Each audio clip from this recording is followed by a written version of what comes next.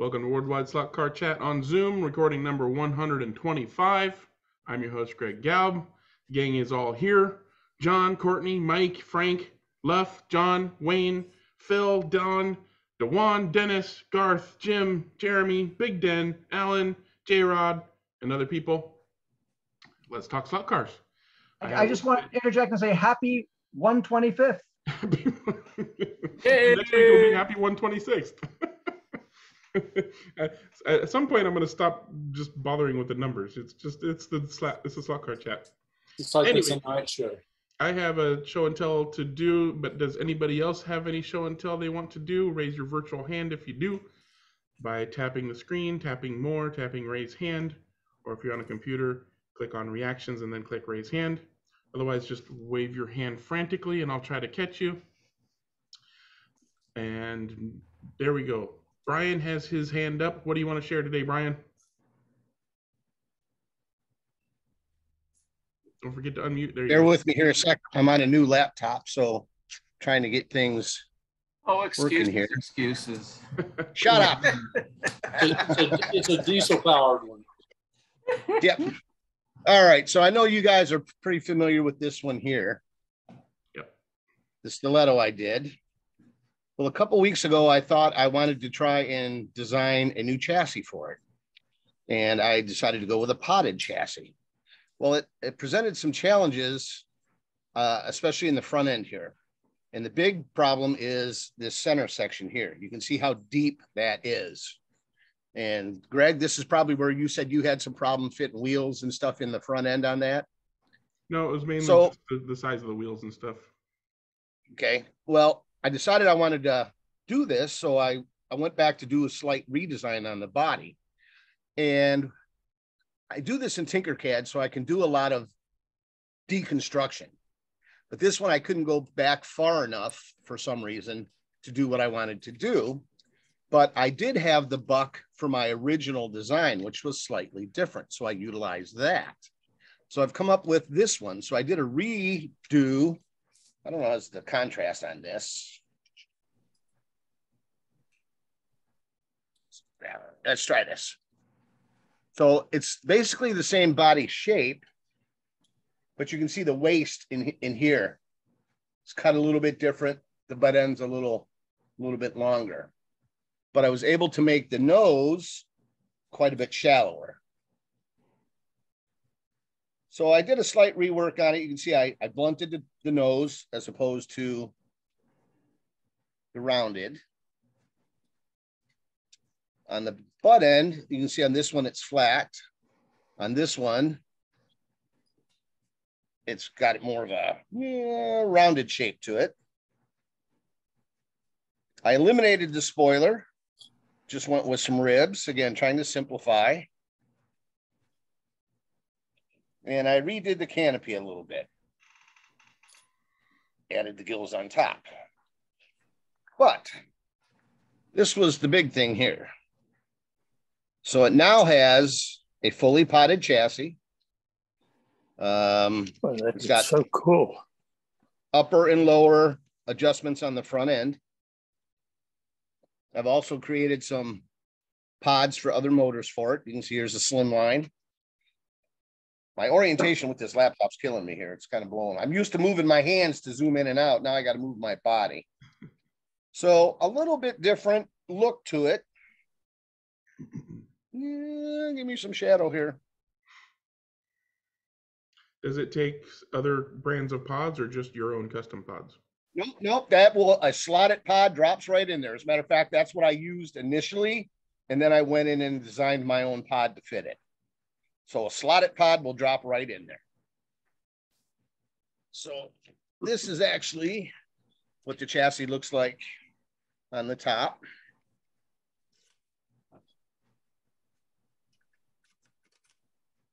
Again, I just kind of got this one in here. See, this version will use the drop-in bushings, but you do got to glue them in because I didn't make those too tight. I have a tendency to take things apart a lot, especially when I'm initially designing. And PLA tends to break if you stress it more than a couple times. So they're loose, you glue them in. The other pods, actually, I have circles where I actually glue the single-sided flange bushings in to begin with. Mhm. So I actually did two versions. The first one I did was a little simpler. It didn't have the ribs. I didn't have the additional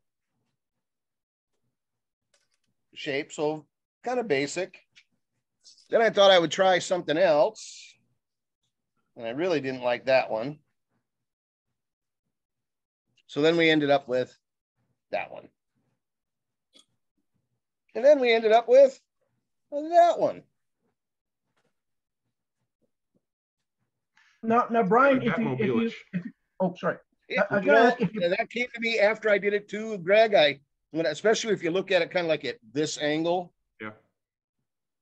It's got a Batmobile kind of flavor to it, which really wasn't the intent. It's just kind of how it came out. It also has a little bit of a vet look in the back. I thought the front end looked kind of Countach to me, kind of reminded me. Yeah, but in the back, it has kind of a Corvette look. Yeah, the rounded butt end on it. Yeah. So Brian, if you printed the chassis and pod in resin, would that help with the durability of snapping the axle in and out? no, the resin's probably worse in most cases. FDM's the best way to go for chassis. I don't know of anybody who's doing them really in resin.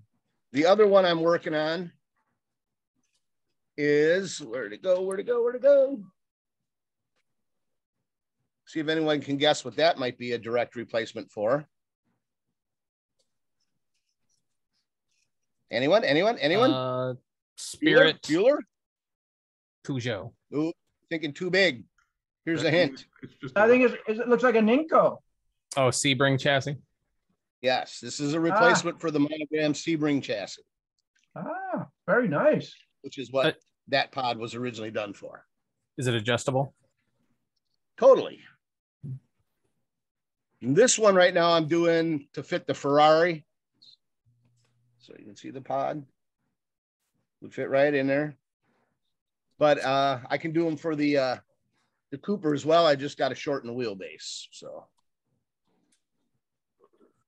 So the chassis itself's not adjustable, but obviously the model is before you print it.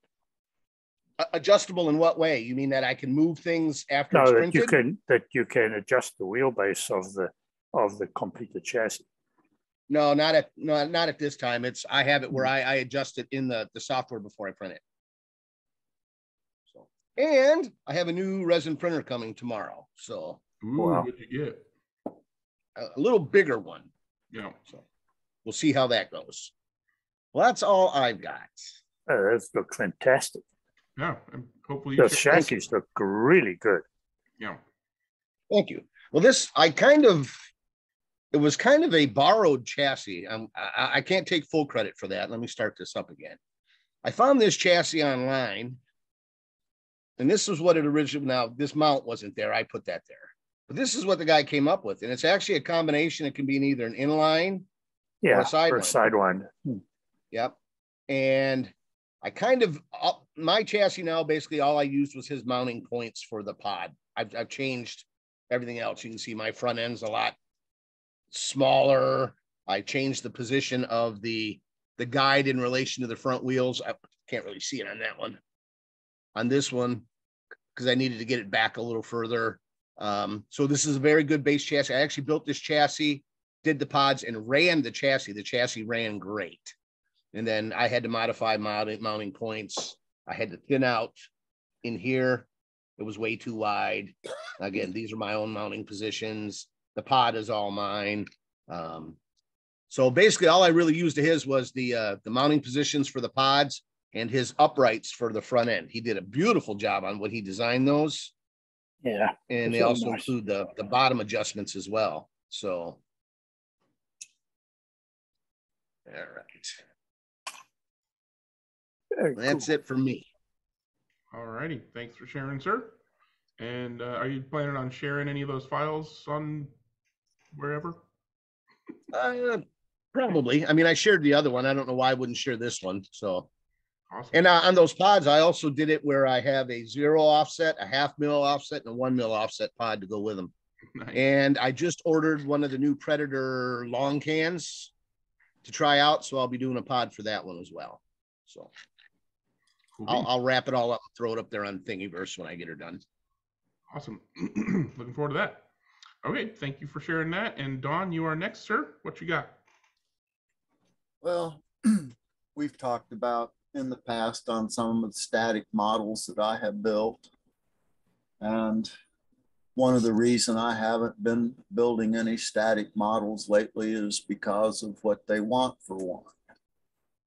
And $30 for a plastic model kit is just a little bit much for me. But every once in a while, you can find a really good deal at some of these places around. And I picked up this.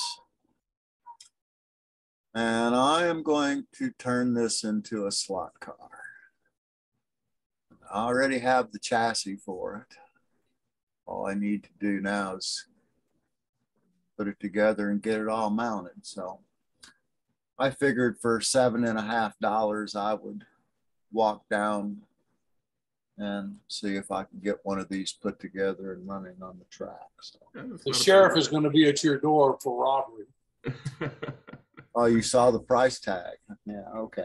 Well, I guess I told you. But anyway, Good deal. that's Hey, you it. know, that looks great. I saw Ed Kennedy posted a video the other day about a bunch of models he was getting back from Japan, I believe. I think they were snap kits, so I'm not sure what the quality difference is. But I think he paid, I think it was like $8 a pop or something plus shipping. Might want to take a look at that episode. I don't know for sure. That didn't include shipping. He paid $60 for the models and $50 for shipping of those 6. Oh, there you go. I Yeah. finished watching the video. Oh, good deal. Yeah. Wow. Well, I'll tell you what, that sure is a nice model there. Definitely show it Yeah. when you got it all converted. But the same thing, those models he bought, I looked those up locally to see what they were getting for them in the US. And those kits each were going between 25 and 35 bucks each if you bought them in the US. Oh, yeah, come on. Yeah. All right. Looking forward to that It's a project, 3D Don. printer cheap. Yep. All right. Does anybody else have anything, or should I go ahead and do mine? Okay, I'll go ahead and do mine. Here we go. Share screen. And we'll play a guessing game. This should only take one guess to figure out what it is. Anybody want to take a stab at it? It's a Canon printer. It does look like a printer, doesn't it? I'm calling it the magnetic downforce helper. This is a design you've seen many times people make with scrap wood and things like that. You stick the Magnet Marshal of some basically a thing? magnet Marshal. Yeah, you stick your scale underneath. I designed it so that we use parameters. So if somebody sends me the measurements for the rail they want to use and the scale they want to use, I can easily update this model. This is designed specifically for the rails of a Scalextric Sport track cut out of the track. So I should have taken a picture of that, but basically you cut the extra plastic off of the rails and then just stick it into these openings on the legs, right? So these openings are just the right size to hold the ends of the rails that you cut out of the track.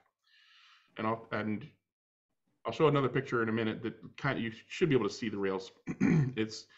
There's still a little bit of plastic, outside the rails. So they're still held together by plastic. And then you stick this whole, cut out bit into the print. And then the uprights are screwed onto the base so that it doesn't obviously pull up the rail to the car. And then this plate floats. So it just sits there under the rails and on top of your scale. So when you put your car on, it pulls on the rails and therefore pushing down on the plate and down on the scale, and you get a reading. So let me share photographs. I'm not quite done with the print. I'm currently not ready yet. Currently printing the base part. So I only have the plate that the car sits on, and then the legs and the bit of rail. But this is essentially what it'll look like when it's done. After I print the base to then hold the legs onto, it'll function properly. In fact, if you look, you can see that this leg over here is up off of the table there, because the car is pulling it up off of off of the ground essentially.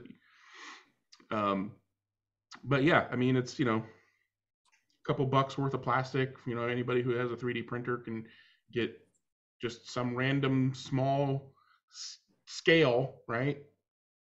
And I'm actually going to share the Fusion 360 file. So all you have to do is you don't even have to contact me. If you download the Fusion 360 file, get Fusion 360, which you can get for free as a hobbyist, and then you just change the parameters, take measurements of your scale and measurements of the rail. If you use something other than Scalextric Sport cutout bit of rail, then you just take the right measurements, change the parameters, and then you can export the models as STL files or Prusa Slicer even takes step files these days, so you can just save them as step or 3MF or STL, and then slice them and print them.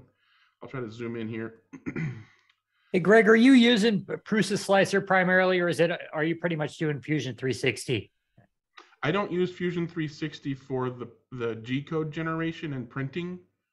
I use Fusion 360 only for the modeling, and then I export the models, and then I use Prusa Slicer to do the slicing and G-code, creation. Okay, yeah, I've always done the STL editing in Fusion, but not in terms of the overall work. Most of the time in the Prusa Slicer. So, but I'm feeling like it's antiquated because I haven't been keeping up. So, I mean, okay, cool. Obviously, update to the latest version of Prusa Slicer, but it's not really meant to be a modeling software. It has some modeling functionality in there, like you can drop basic shapes and manipulate the shapes and add shapes and subtract shapes and things like that. But that's not its purpose. Right, and that's basically most of what I've had to do. So, okay, cool. Yeah, so Fusion 360. Thank you for the modeling, and I zoomed in here so you can see that I used some old track with nice tarnished rails because it's not going to get used for running the car. And I flipped it over and I cut along where the rail holder just turns into flat track, right? So this is a fairly stiff piece of plastic with the rail. And then I pulled up the tabs and pulled the pins out of each end, because each end, of course, has one pin in one rail. So I pulled the pins out, and then those just get jammed into the legs and held in place just by friction. Can we see a picture of it without the car one more time? Yeah. Yeah. I'll switch back to that. Greg, so what is it doing? Is it actually pulling up on the scale? No. It'll push down on the scale. So I'll turn the rail back on. So pretend this bar here is the rails, okay? The legs are screwed into the base, right? So they're mounted hard into the base. And the rails are basically more or less mounted, securely into the legs. Your scale sits on the base. And so this floating plate is resting on the scale. So when you put your car on the plate, it's pulling up on the rails. But since the rails can't go up, it is instead pushing down on the floating plate that the wheels are on, right? And the plate sitting on the scale, therefore, is pushing down on the scale. So the center part there is rigid with the rails, and the two outer bars are what's pushing down on the scale. Yeah. I'll show you the plate by itself. So this is the thing that the car is actually resting on, right? So 4 wheels of the car are resting on this, and then that is pushing down on the scale, which is between this base plate that holds the legs. Well, that thing basically pivots down wherever the back wheels are.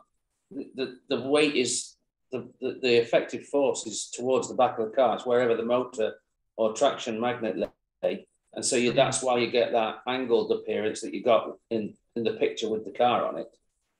Should your scale be in the middle like that, or should it be further back and underneath the back wheels?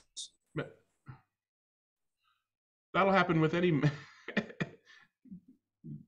that'll happen with any magnet Marshal. I mean, you got a bar that goes the length of the thing. You know, if you have the back of the car off of one, you know, I'm literally just copying what other people have done with scraps of wood and a bar of steel. The Yeah, only thing I'm doing differently is using scrap track as the thing that, so this can be put together by anyone who has access to a 3D printer and has a Stanley knife to cut the rails out of a piece of track. Greg, can you show us the product without the car on it, with just the track on it? I thought you had that earlier. Picture. No, I didn't take a picture of it without the car on it. Oh, okay. Greg, do you think it would work instead of a piece of track if you had magnets on that bar that was solidly mounted? Why, or do you think that would give it would draw twice as much then? Yeah, why would you? Okay. Yeah, you're trying to emulate what it pulls on an actual track. Exactly. And I love what you've done here, Greg. That's pretty cool. The only thing I would do different, instead of cutting up a track, like when I did mine, I found those strips of stainless steel that work. I mean, yeah. But and you know, thoughts rolled around in my head like, oh, I could just go to the hardware store and get a chunk of flat bar steel to then cut a piece out of and design this to do that with. But then I'd be sending people to the hardware store. If they don't have a hacksaw, they'll have to buy a hacksaw, cut the thing out, you know, deburr the ends of it, and then, you know. Easiest entry to market. Yeah, and you know, trying to make it idiot proof just draws more idiots, right? I mean, I might even find a piece of bar steel that happens to be at the store I go to, but isn't readily available at any other hardware store. So then I'm sending. But isn't the advantage of using the track, because different tracks have different magnetic attractions? So Carrera versus Scalextrics, for example. So you can actually have one for each type of track that you may be racing on. Yeah, certainly if you wanted to. The truth is, you're not actually trying to find out how much your car pulls down on your track, because the ground clearance changes as that scale operates. And as you push those two side parts down, the rails get closer to the magnet, and so it pulls harder, and those get pushed down further, and the magnets get closer to the rails, and so it pulls down even harder. And you're never going to get a real number. That would literally be how every other magnet Marshal works, Wayne. Tell me how that's different from any other magnet Marshal. No, to complete my point is that any other magnet Marshal must work similarly, so and therefore it can never tell you what you're actually achieving on the track. It's just a number that you can compare to another one. Stop talking. As always, any magnet Marshal, even the $250 one with the fancy features, is just a tool for comparison purposes. So when you have a car, when you have a car that goes like crazy and you want to know why it's so much better than another car, you can use this tool to see if it does in fact have considerably more magnetic downforce than another car. That's it. To your point, Just like, to your point, Greg, I recently got two Scalextric cars and they both have the same size magnet in. One is 162 grams, one is 42. Yeah. I mean, that's a huge difference. It's 120 grams of downforce is just like, wow. And I love recommending a magnet Marshal to people, but $250 is a big chunk of money. And you know, they're going to sell out at some point. And it's just a tool. You're buying it once and using it 2-3 times a month or something. So I can't justify the cost of a new one either.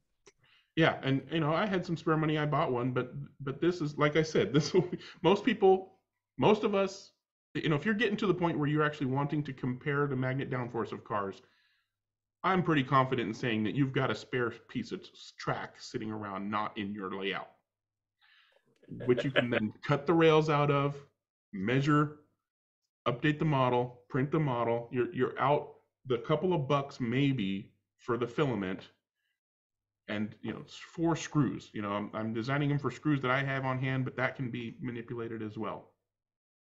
And Was then that a filament that you used that had actually got little flecks in it? it's a marble filament. It happens to be what's in my printer, which I have lots of. So I went ahead and printed it with the marble filament. But that's just an appearance thing. But yeah, so as soon as I get the bottom printed, I'll put it all together. I'll take more pictures. Maybe by the end of this chat, I'll be able to do that. But yeah, like I said, I'm going to share the Fusion file. So all you have to do is cut your rails out or use bar steel if you want to, measure it, change the parameters, export the files and print them. I did all the hard work. And Love it. That's all there is Awesome. to it. Thank you, It'd be Greg. interesting to see you compare that to your magnet Marshal. In fact, I took a picture of that car on my magnet Marshal, and I held down the feet to actually make it do a proper reading, and it wasn't that far off. It was closer than I expected it to be. So hopefully, when I actually get it properly mounted, it'll be even closer. But, To be fair to you, even 2 magnet Marshals are off. I mean, they're never 100%. exactly, and But it's a tool. As long as you're all using the same tool to measure, we're good. exactly, you use the same tool, and that was one of the other things that ran around in my head. Like, ooh, if I used bar steel, then I could drill and tap holes in the ends, and then have trapped screws on both ends that allow you to adjust the height of the bar steel that's serving as the magnet. And then I'm like, okay, well then people have to get a tap as well as drilling holes in order to tap threads into the bar steel. No, it's just simple, easy peasy, lemon squeezy, print it, put it together. You have a cheap magnet Marshal. I like it. Well, Greg, I like your approach because I can. can go print a bunch off and hand them out to people in the club that are too cheap to buy them anyway. So. Yep. And that's why that is the trick. You either need a buddy with a 3D printer, right? So Greg, I have a magnet Marshal, but this is intriguing enough where you're going to force me to click buy on this cart that I've got this 3D printer in. Thanks a lot, buddy. And I was gonna say, at first I was gonna design it for a specific scale. Like I have that scale that you saw in the picture, and you can get them for $5 on Amazon or whatever it is. But that specific one, I bought it, 12 years ago. That's probably not even available anymore. It is slightly different, right? So it'll be slightly wider, slightly taller, slightly longer. Yeah. Just go to Harbor Freight and they're like $10 or something. Exactly. So the model needs to be easily adjustable for not only the rails you stick into it, but also the scale you stick under it. Cool. And not have that be some kind of adjustable thing that you're then misadjusting it and putting downforce on the scale by adjusting your thing wrong. So it's okay. Anyways, done talking about all that. My show and tell is over. Wayne, you got your hand up. What would you like to show and tell today? I've got a live unboxing. Whoop. This came about just over a week ago, I think. I'm not sure. I'm not sure because I wasn't here. But I have to thank a chat member. This came from Mike Mauer. His wife came to England, and he stuffed some things inside this envelope and put it in her pocket, and she got it to England and shipped it to me. So thank you, Mike. Oh, he also took care of ordering the parts in the USA. So here we go. I've been desperate to open it. I've been desperate to open it. It looks like someone ran over the box. Must be, Royal Mail. Yeah, I thought you said there was an unboxing. Sorry. An enveloping there. Yeah, let's call it that. It's an unbox. I've got a love note. I don't know what it says, but I'll read it in a moment. Here you go. Yeah, it's just too rude to share. Let's call it an invoice. So I've got some 0.5 millimeter thick silicone washers that I couldn't find anywhere in the UK in stock. I could find a listing for it, but no stock. Manufactured by Mr. Slotcar.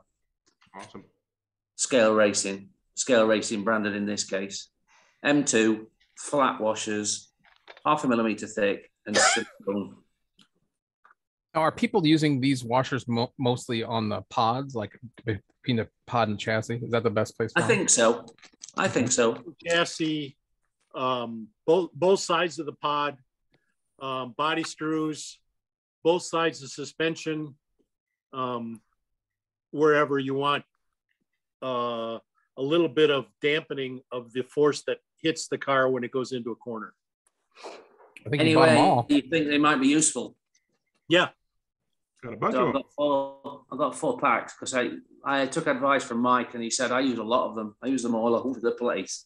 So I think I've got 40.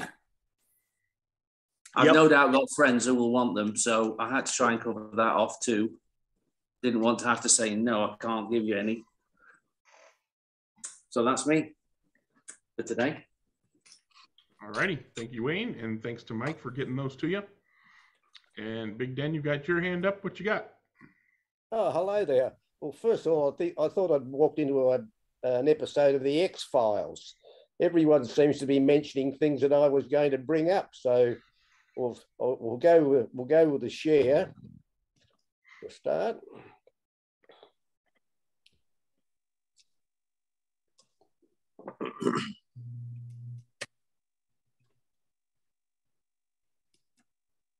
Oops.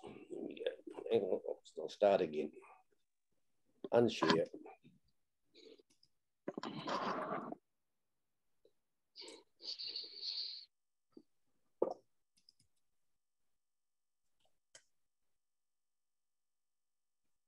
You want me to come over and help?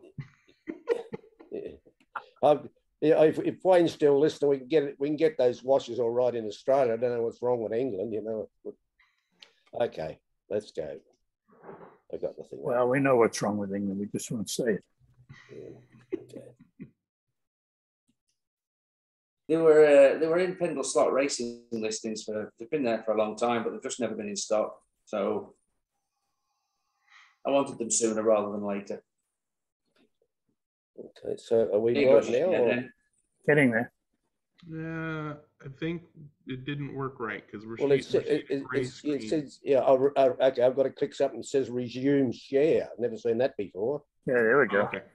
Okay, right. So Don was talking about his Barracuda, and I'm actually working on a couple of 66 Barracuda bodies at the moment. So just at the primer stage, I'm hoping to have these ready, or at least one ready for next Tuesday, because Phil in Hobart is having a series down there running narrow bodies on, would you believe it, MRRC Sebring Chassis. So there goes Brian, you know, with his coincidence that, about talking about his version of the Sebring Chassis. So that's just one.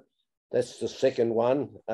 It's marvellous how photos bring up things that you can't see with the naked eye, and that is just, you know, this crack in the roof looks like it's about, you know, the depth of the Grand Canyon when you see it on a photo, but it's not all that big, but it's brought it out. So yeah, 2 coincidences there that people could be talking about Barracudas and Sebring Chassis, and I'm hoping to have this all, you know, put together in the one package by the time we race next week at Phil's track. So what body was that, Dan?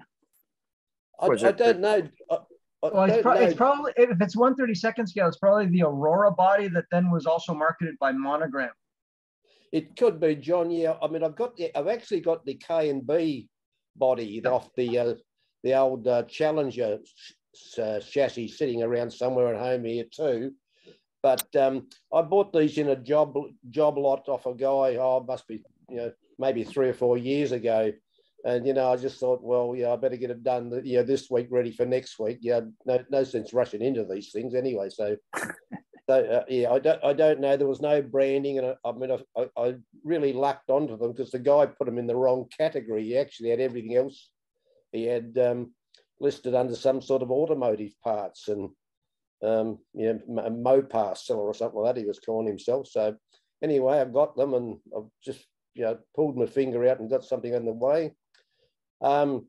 This is, you would have seen this a few chats ago. It was at the Viagra colour scheme, Ferrari 430, an MB slot. It looks a bit yeah.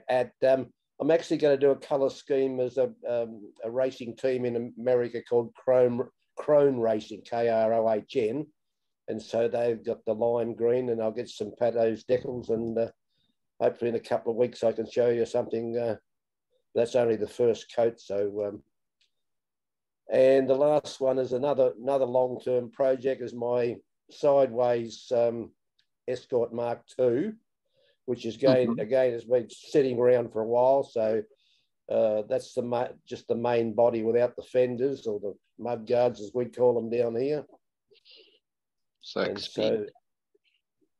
Zaxby, that's it. Yeah, that's it, Wayne. Yep.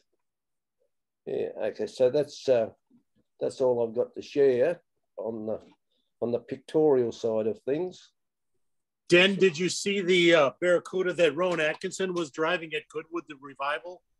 No, I saw a bit of Goodwood footage the other night, but it was mainly open wheelers and 57 MGBs or something like that, all in the one race. So yeah, he had a blue Barracuda that he was running towards the back of the field, but it was a really nice looking car. Yeah. So I noticed Phil's on the chat this morning, so I note for you, Phil, as soon as Brian makes that Sebring replacement 3D chassis available, I'll expect a couple. So print it out there.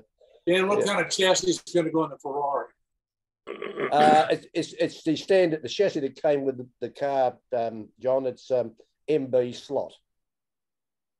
I've got a couple of their Pagani Zondas, so now I'll put together that one as just as a standard chassis and everything like that. You're going to run the stock motor as well, the long can? I'll run a long can. I might run a long can, but I might go down to one of the Predator 17.5s. Oh, okay. Dennis, so those cars are a little bit top heavy. I've found with the MB slot, they feel like they'll tip quite easy because those chassis have some suspension in them. Yeah, as I recall, and so they run with quite a lot of ground clearance. Yeah. I've done a John Kitty here. I've got exactly what you're talking about sitting right beside me. That's the Pagani, and looking at that, I've actually got a short can with a motor spacer in it, I think. Yeah. Oh yeah. Yeah, that's an SRP motor of some flavour. Yeah, the Zonda is quite a bit different. I don't have a Zonda, but I remember as the digital club that I raced with several years ago decided to buy those MB slot Ferraris because they were so cheap. It was like that's right. $20 for the full kit or something like that. So we basically did a single class series where everybody bought the kit and put together and painted it and everything. I actually quite liked the way they drove stock. We drove them with no magnets, and I think we rode F22 tires on the back end. But we enjoyed those cars. Yeah. They were quick, and it helped to kind of turn things down a little bit. But otherwise, they were a blast to race. Yeah. Well, I ran the Zonda. I ran the Zonda down at Hobart a few weeks ago. It wasn't up with the NSRs, of course, but I was happy with the way it went. So, they handled quite well. They don't look like they're going to be any good, but that was fun. It was just down on power mainly. A couple of other things that come up a little bit earlier. Those kits that I think it might have been Jeremy was talking about. Dave Kennedy was showing in one of his shows that the Ayashima and Ari kits. They're bringing anything, or if you sell them, they want $30-$35 for them here in Australia in our money. I think Dave said he got from this place called Plaza in Japan for, even some of those are just advertised at $7 or $8 Australian. I don't know what the freight would be to get them here, but Phil's just about cornered the Australian market on RE cars, I think, RE kits. So I'm slowly cleaning them out, Dennis. Are you? Yeah. I've only got about a dozen left. Oh, does that mean I won't have to sleep on the floor this week then? Yes, that's right. Okay. Those MRRC chassis, mate, I reckon I'll be printing a few of them at the rate they're breaking them down here this series. Oh, okay. Who you sent down the other day have already gone to people that have broken the back end out of the existing ones. Yeah, well, that's probably you weaken them a bit when you lower the bearing holders or something like that. I don't know. Yeah, well, that's to make the Revel monogram ones the same as the MRRC ones because they're different axle heights in the two of them. Mm-hmm. Yeah. And the other thing is, I suppose Brian would have seen Henry's tribute to his Stiletto on YouTube. Henry did a video on on Brian's Stiletto 3D chassis and body car, so that was quite good to see. I did see that. Henry from Holland. That is, yeah. Yeah. So okay.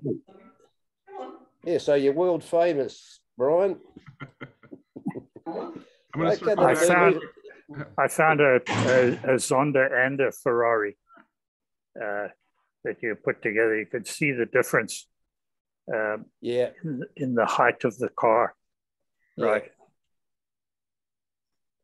Yeah.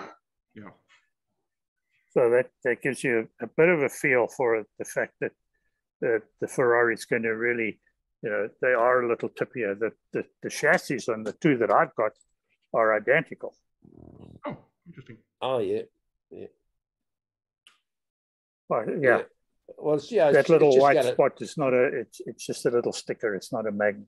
Yeah, it's just going to be a track queen. It's not going to be a racing, a competitive car. Yeah, they're fun to drive. That's for sure. Yeah. So that'll do me for now, Greg. So I'll catch up a bit later on. I'm gonna circle back on the Magnet Marshal thing. John was asking for other pictures. So here's a picture. There you go. Can I just say something while you're talking about that for Wayne? I pulled out my little small scale, and I actually grabbed a pair of calipers, and I measured how high that the plate is, and then I started squeezing down until I got to the maximum load that the scale can take, and it takes less than 5/1000ths of an inch of movement to get from 0 to the maximum that the scale can take. Yeah. The pen doesn't move very much. So I don't think that the movement of the scale underneath that plate is going to have a significant effect on the amount of the downforce that you're going to measure. Yeah, the condition and straightness of the rails will have more of an effect. Like this obviously these rails are pretty beat up. They're not perfectly straight. But if you're comparing one car with another and you put them down in the same place every time, exactly, be too much of a problem. Comparison tool. So yeah, here's a picture of it without the car on it. And I went ahead and took another picture without the plate, so you can see, the scale plate just sits on the scale. And then that's cool. It's a simple just remember when you turn the car sideways to and put it down to measure the mass of the car so you can tear up the scale. Don't put it on the rails. Exactly. Yeah, just like on the Magnet Marshal, you put it off of the bar. And it actually worked on this. I did it that way. So I expect once I get it mounted to the base, which I should be able to do before we're done recording, but certainly after the chat recording, then and do some more testing and showing off of that. But so that is something I'll be sharing tonight probably. And Jeremy put his hand up. Go ahead, Jeremy. I took some advice from Jim Rose and I picked up the Jaguar. Yeah, I haven't had we have a class that's open-ended, and I'm running a Spirit Reynard from like 10-15 years ago, and I just kind of bored with it, so I thought, let's try this and see what happens. So I started taking it apart, getting wider wheels. I'm gonna see how wide I can go on those. And then I'll tell you guys afterwards, but I bought some tires from a European dealership.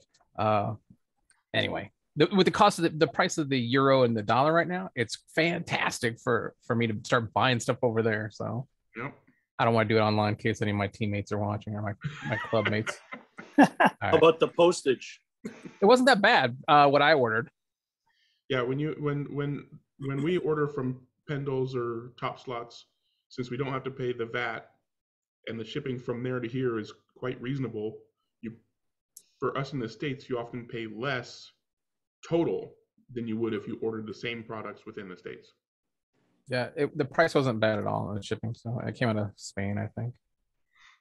And it took a while. He placed an order probably at the same place, the light blue place.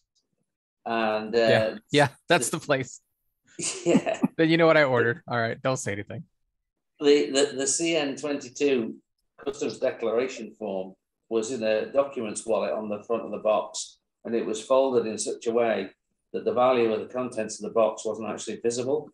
So customs took a glance at that, they wouldn't know that it had got as much money inside of it as it has, considering the size of the box. And it came through UK customs without a customs charge or a handling fee. So if that happens again, then I'll be, that's my first ever order there. It makes sense for me to buy from the same place.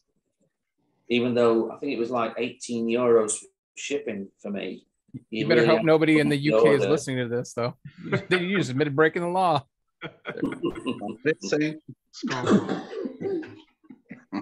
I'm sure you'll be paying the appropriate fee retroactively as per your lawyer's instruction. Yes. Yeah, of course. If that occurs. All right, all done, Jeremy? Yeah, good. Okay, Left, you've got your hand up. What you want to share? I finally found a model of my car. Nice. 1/32nd scale or 1/24th? 1/24. So I'm gonna, I don't know, I'm probably gonna build this one and find a second one to turn into a slot. But it's such a nice model, I want to finish it. Nice. Anyway, it was hard to find. Who made the model kit? It's a Revell. And what is it? Some of us don't even know what it is. I mean, I'm not old enough. Me too. There you go. Okay. Oh, it's a sedan delivery. Well, yeah, it comes with a clear window, so it doesn't have to be a sedan delivery. And that's, anyway, that's your classic that you drive around. Yeah. Yeah. And do you drive that on that track behind you, or do you have a different track for that? No. Sorry? Do you have a different track for that? Or do you drive it on the one right behind you? I don't know. I don't. The hill climb won't take it, but my other track will take 1/24th. All right. Neat. The other car he drives on the street. Yeah, I was going to say the track is outside the house. Yep. Perhaps we're nitpicking now. Sorry, I missed that part. Thank you, sir. Looks good. All right, Mike, you got your hand up. Yep. I got probably my last Scalextric cars I'm ever going to buy. I say that now, but at any rate, your favorite colors, not as much yellow as usual, but yeah, I like more yellow. I'm tempted though. Yeah, it's a beautiful car. Look at the tires. Mm-hmm. That's nuts. That is a fair amount of tire. Yeah, I couldn't believe it. Reminds me a lot of the car from the 80s. Yeah. Well, I think it is.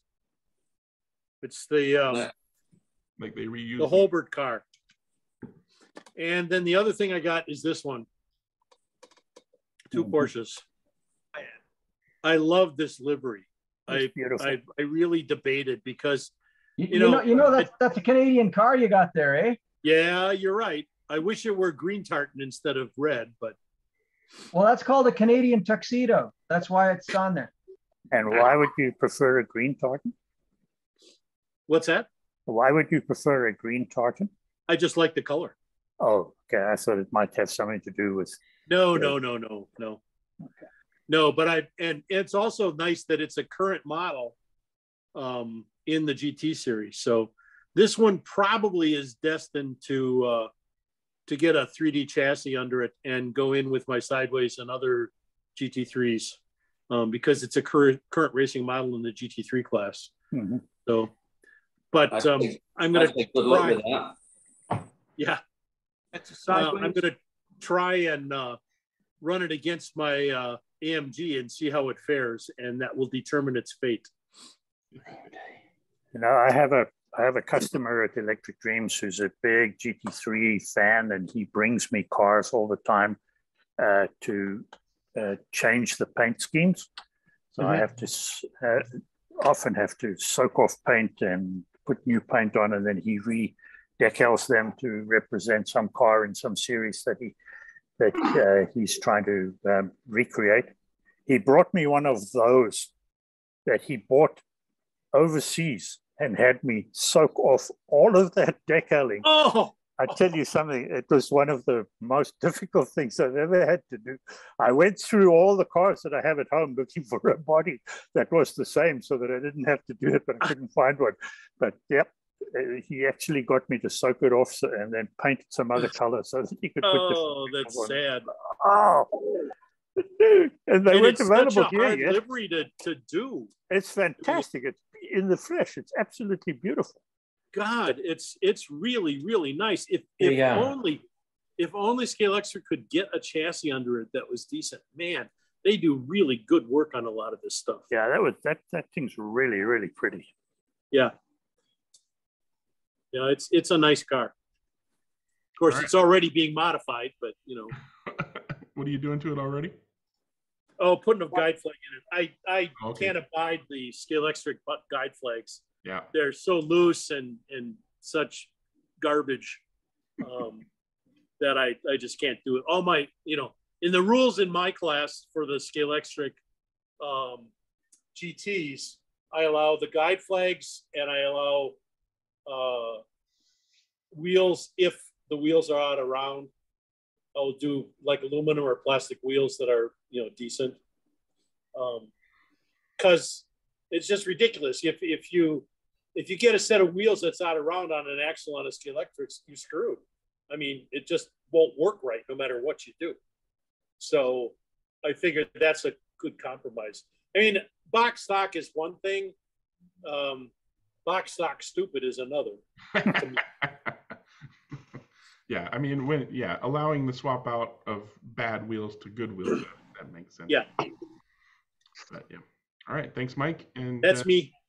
Dennis, did you accidentally turn your camera off? Because it looked like you were going to share something. Yeah, I'm going to share. I just turned it off because this is what I was going to share. Okay.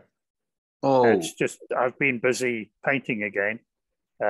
There's an Electric Dreams Can-Am race coming up soon. And so I decided I was going to create myself a new car specifically for that event. Very nice. It's in the normal blue and silver and super fast pink that I use. And I don't know if you could see them, but the numbers that I used, I printed them myself. Really? So they say Electric Dreams 2022 on them. Now, are those decals, Dennis?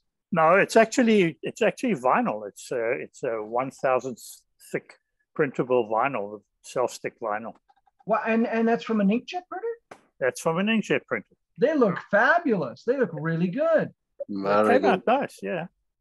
Yeah, I do them for a couple of others, and you know, this square format is maybe not quite right for this period of car. Maybe I should have done them circular, but on a GT car they look fantastic. Yeah. Then is it McLaren or? Yeah, the McLaren M8D from Slotted. Oh, exactly. All slotted underneath, apart from the motor, which is part of the rules. We have to use this particular NSR motor.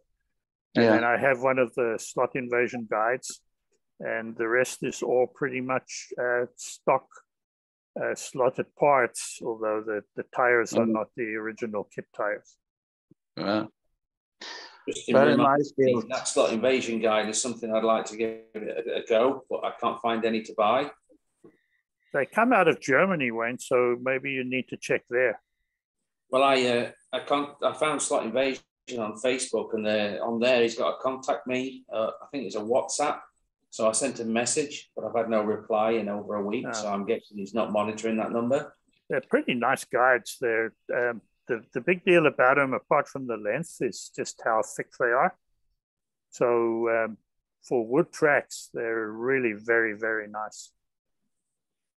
Well, I don't know that they'd be much good on Minto or on Scale Electrics. Oh, the jam wood there. I don't know how thick. Yeah, I noticed that. They don't go very well on Scale Electric track. I think they're made for Carrera. They're made for Carrera and they look like Carreras. Okay. They look like Carrera replacements. They do make a Slot Invasion, make a Carrera replacement one as well.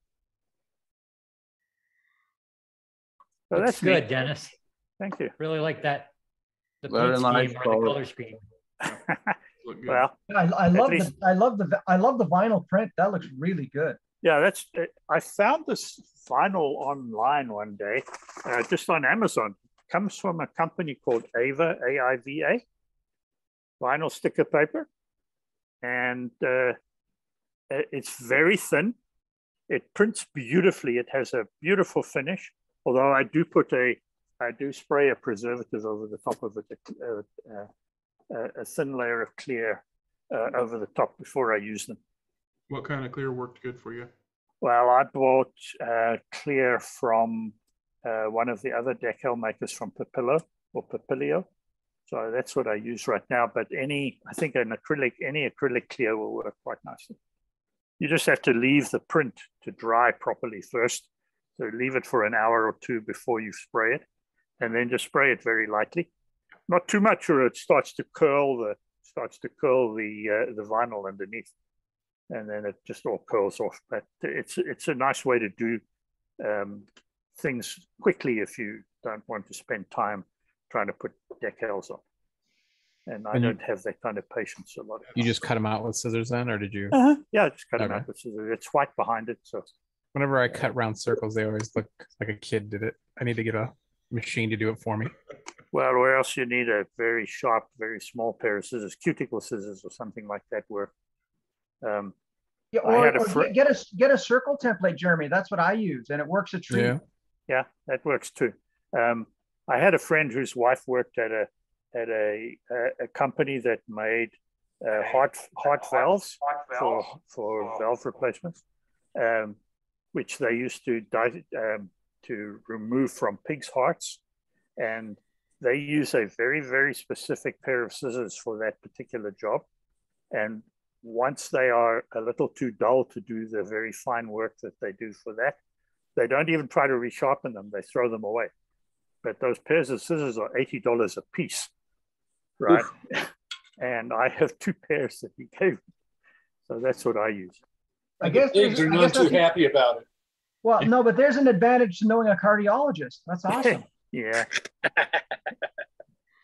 All right. Well, Mr. CB Racing got his camera and microphone working. Would you like to do an introduction, sir, or would you like to just sit and listen? I can say hello to everybody. Hello. And I'm working with slot cars and so, and have been around some 1972. So, and I want to show you the new BRM. Oh, this is Krista Bergstrom. Yes. Yeah, exactly. Yeah. There we go. Hello. This is the new BRM Sirocco. Oh, nice. That looks great. That 124? Yep, exactly. That's part of the BRM small 124 scale range, or is this one of your own? No, I get it from Italy for a competition. Okay. Yeah, so I'm working on this now, and I don't know if anybody like Volvo. Oh, P544. Nice Volvo. Love Volvo. Good old Volvo. Oh, it's my race car in 124 for standard cars or saloon cars, what we'll call it. And the body is from Niels, and I have winded the size of the car as it was in 1969. And is that a my 122? father raced against this car in the Swedish champion. What Volvo model is that? Is it a P544? 544. Okay. Yeah. So it was a team from Gothenburg that raced this car, 1969. So I have built it in 124 car and race it on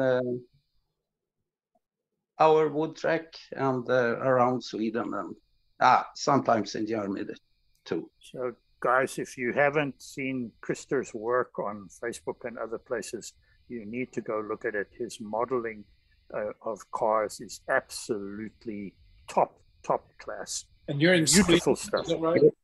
Thank you, makes Dennis. beautiful stuff. Thank you. Yeah, I do my best. What's the quickest way to find him? Ah, Does somebody have his Facebook link? You can stick it in the chat for me or something, or put his name, spell his name out for me or something. Oh, wait. That reminds me to remind everybody to give us your names and your phone numbers and information. This is because this is the thing. I won the prize for the Sirocco from BRM. Oh, nice. Yeah, there's the P. Yeah, Opel. So, so it was that. So I get a kit. We are 3 guys in the world that get the white kit from BRM, the new Sirocco. And we, I think I first to paint everything. Christopher, That's usual. is the Group 2 car you just showed us, the STP car, is that a Mazda? What did you say?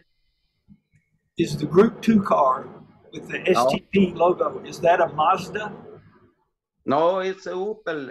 The Opel Cadet. From from 76 or something like that. And I built that as a copy as Richard Petty. When I raced radio control cars in the 80s, 90s, I always drive this paintwork on my cars. So therefore I built this as a copy. So it is. Yeah. Well, we're glad to have you, and you're certainly welcome to come back anytime and show off your awesome stuff. Thank you. So thanks for coming. And John, you have your hand up. You are next. Oh, okay. Just a quick share. I managed to actually finish another figure, so I just thought I'd share that with you folks and see if you could recognize who it's supposed to be. Anyone? Michael. Grab him. It's the new king. It's the new king. Jack Brabham. That's right. Yeah, exactly. There you go. I thought it was you, John. Yeah. Yeah, I wish. No, the right leg is too long. Yeah, exactly. There's nothing worse than walking in circles. Oh, but that only happens when your foot's nailed to the floor, right?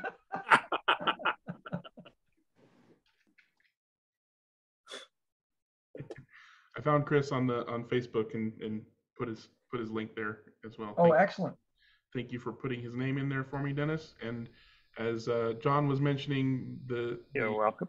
The Google sheet with our contact information for those who want to share it with others on the chat is in the text chat, but that link will not be posted to the YouTube video. So only people who actually come and participate will have that information. So are you all done, John? Okay, good deal. So anybody else want to show and tell anything, or should we move on to Club Corner?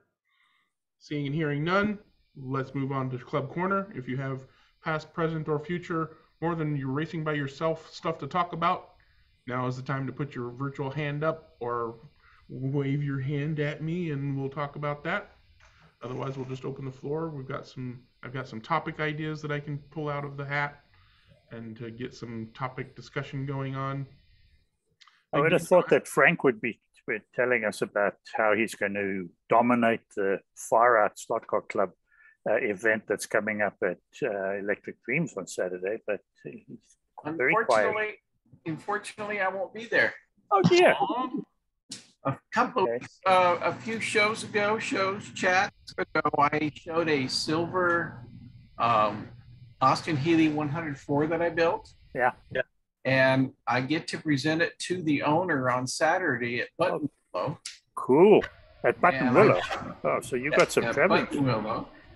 I'll get to watch him practice, qualify, and hopefully race on Saturday. And I've heard that he is bringing in a lot of the folks that were involved with him in the 70s for this presentation. I'm a little nervous about that.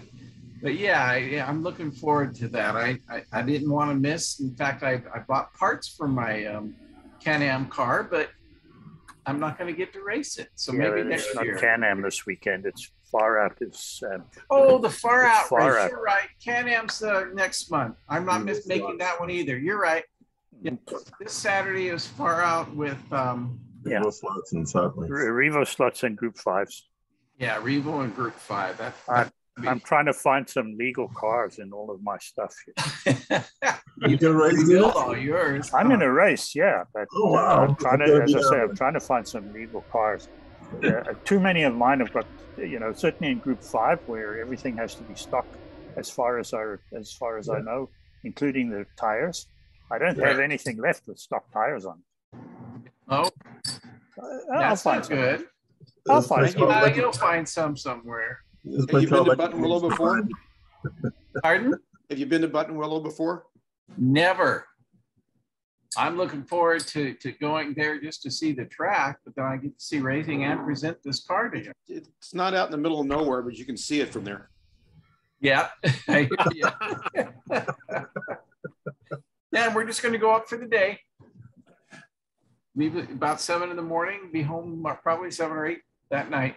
What do they say? If you stand on a rise there and you look to your left, you can see. If you stand on a rise on Monday and you look to your left, you can see Sunday, and to your right, you can see Tuesday. That is the middle of nowhere. You're absolutely right. Have fun on Saturday, Dennis. Yeah, I'll be there too. Thank you. you. Good, Dewan. Have a good time. Yeah. All right. Good. Awesome. I'm gonna pull out a topic from my. Well, I had a couple of questions. Go ahead, Dewan. I know that someone mentioned a while back that there was a place that you could get miniaturized license plates, typically for a 132 car, and I couldn't find it. I was doing the Google search and I couldn't find it anywhere. So I was hoping that I know Dennis, you mentioned it as well. I'd love to get some custom license plates if possible for 132 scale.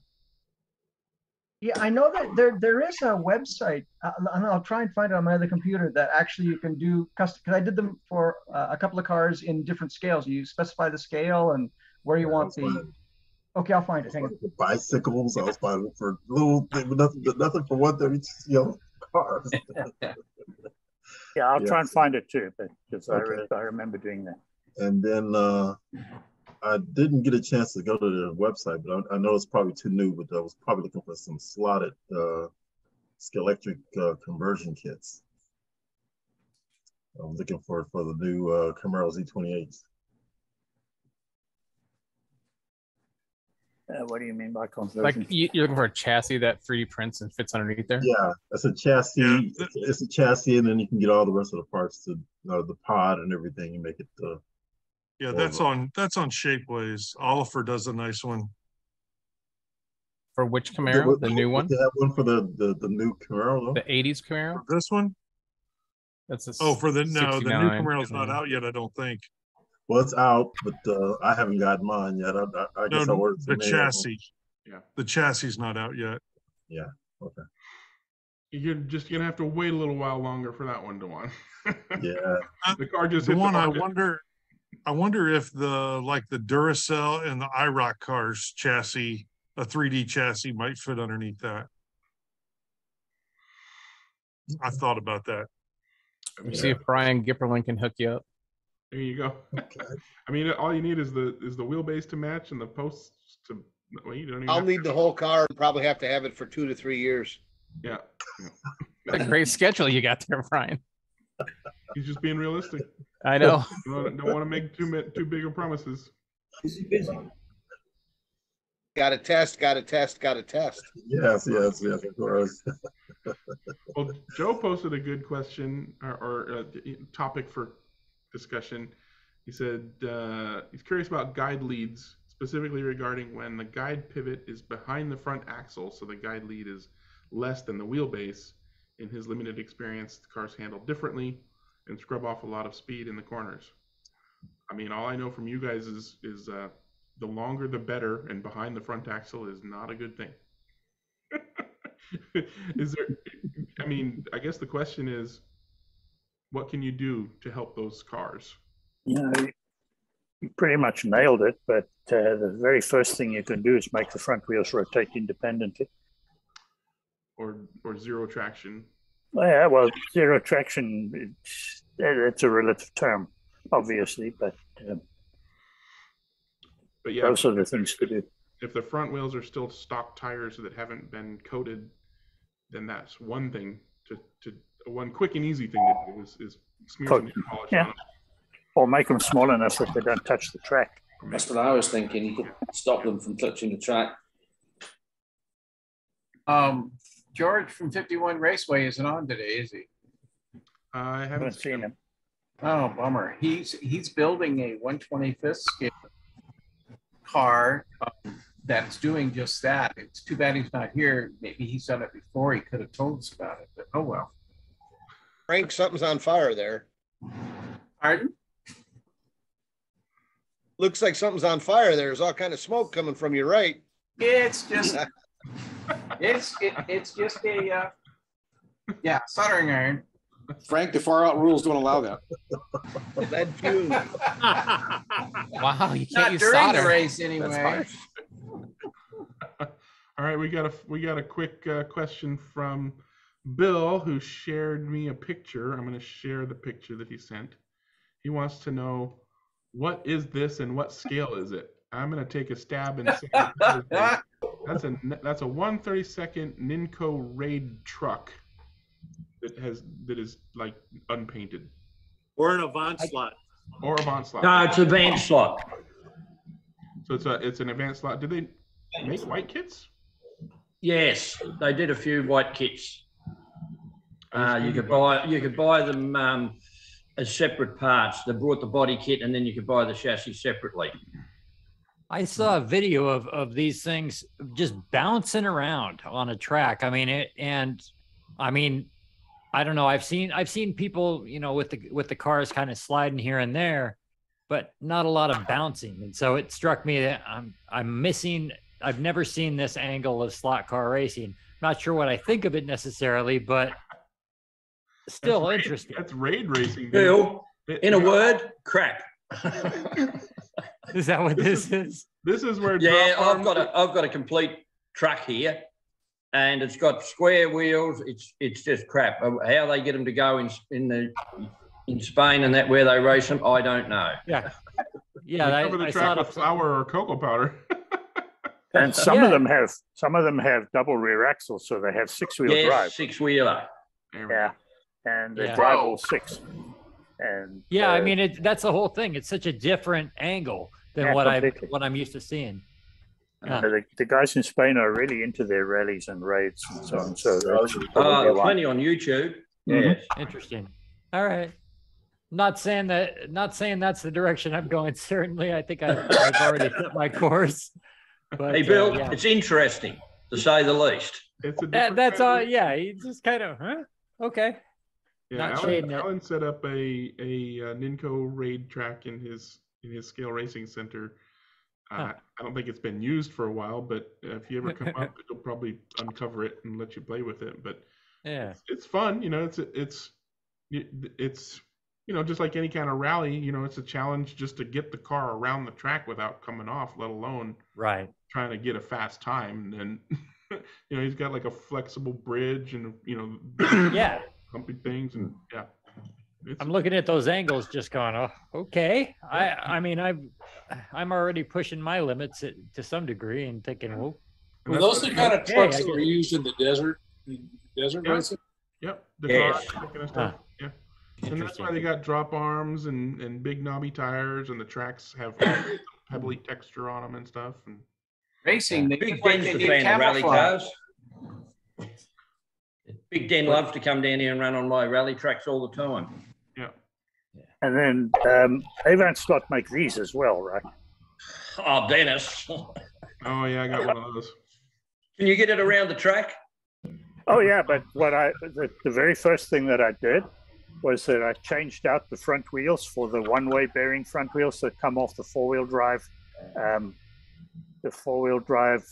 slotted cars, and then they run great. I had to take my Dunlop bridge down, or I would decapitate my. I can't get it around my track. It doesn't get under the bridge. Yeah. Same problem. But on a track without a bridge, they're fun. And what I did too, if I'll come back to it in a moment. You guys carry on. I've got something else to show you. Yeah, I've got one of those. I got to leave. Good seeing you. I'll see you next week. What is the scale for those? That could be 120. That looks bigger than 124. Yeah, they do look big. Yeah, I don't know what the scale is, and it's hard to get around my sport track. I made this. The guide keeps binding. It doesn't want to turn easily on mine. Yeah. So I made this, right? Which is a ramp or a jump, right? It has it's just a couple of pieces of wood, and it has a little pin at the bottom here that fits into the slot on the track, and so you can put it down anywhere on the track, and then run the thing around and jump it. Well, that's the solution to your bridge, Dennis. You don't go under, you fly it over. You go over, yeah. I'll see if I can find a short video for that and show you. But what is the scale? I was asking. They're like, I guess they're 1/24th, maybe a little bigger, 1/18th, maybe. I thought it might be 1/18th, yeah.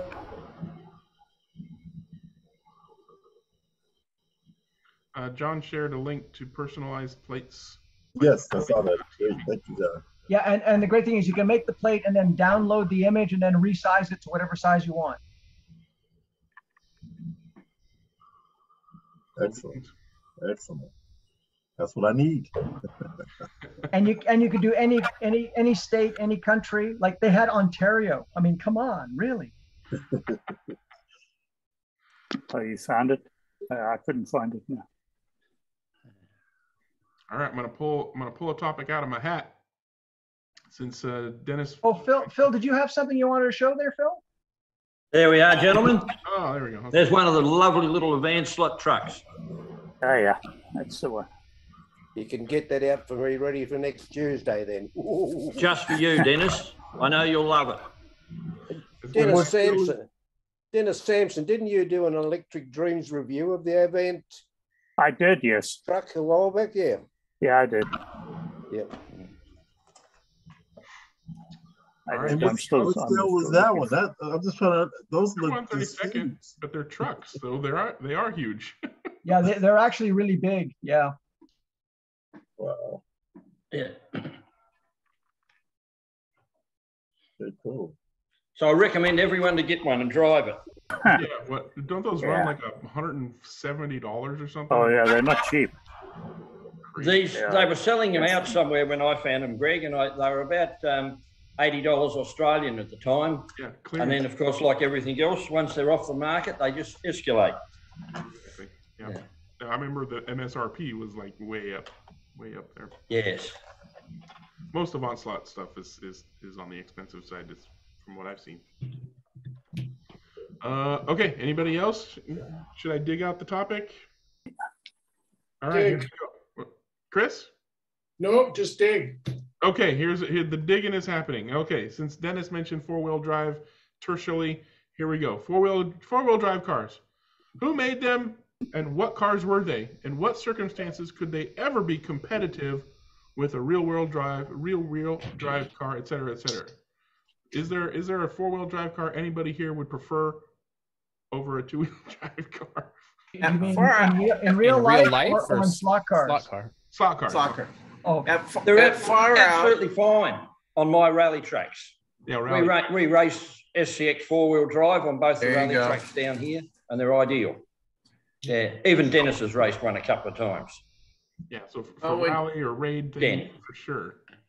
Yeah. I built a test truck one time. It was a 4 foot or 2 foot, 4 foot radius or diameter circle. And I hooked it up to a train transformer, and you could slowly increase the speed to see which car could circle the skid pad the fastest. And the fastest thing on there was a Pajero, a Ninco four-wheel drive Pajero. Is there something to it? It didn't translate onto the track though. It did. Just outran everything on the circle.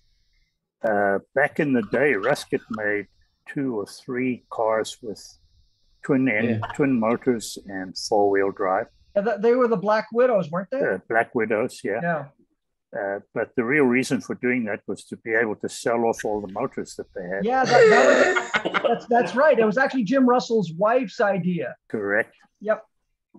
Twice the motors. Well, they had just brought in the Rusket.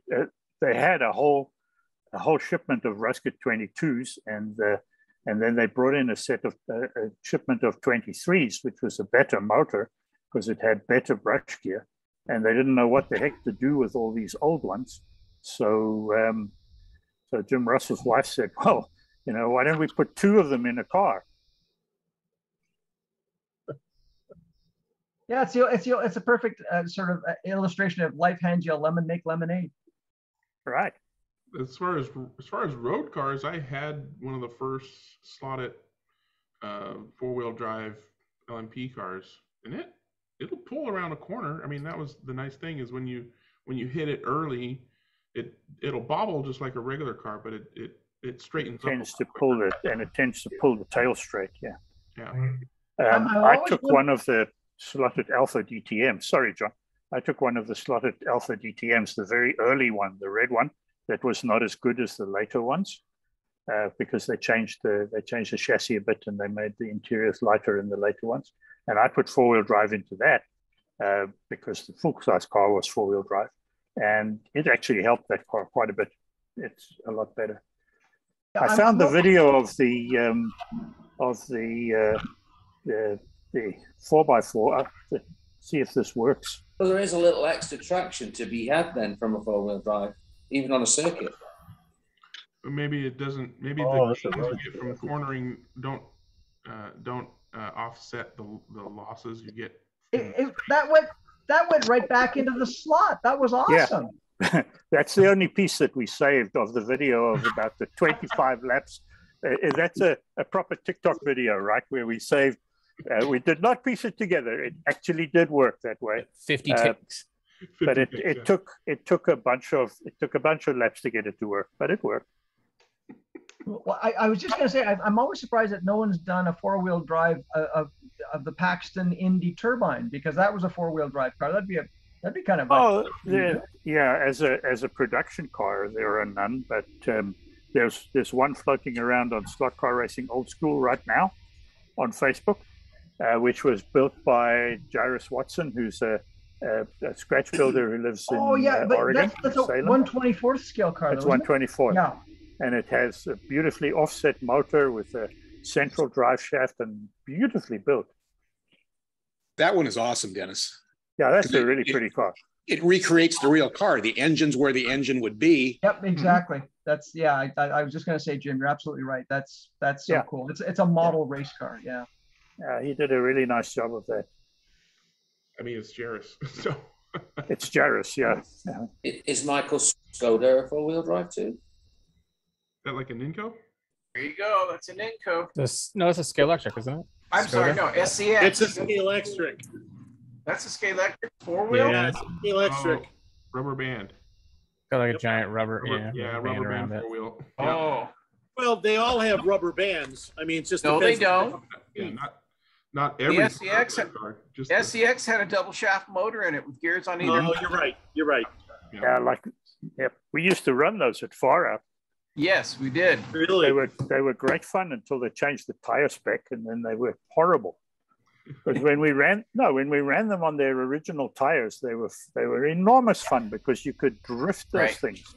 You could get the tail to hang out wherever you wanted it. And then as soon as they went to Ninco tires, they put Ninco tires on the back and the car falls over.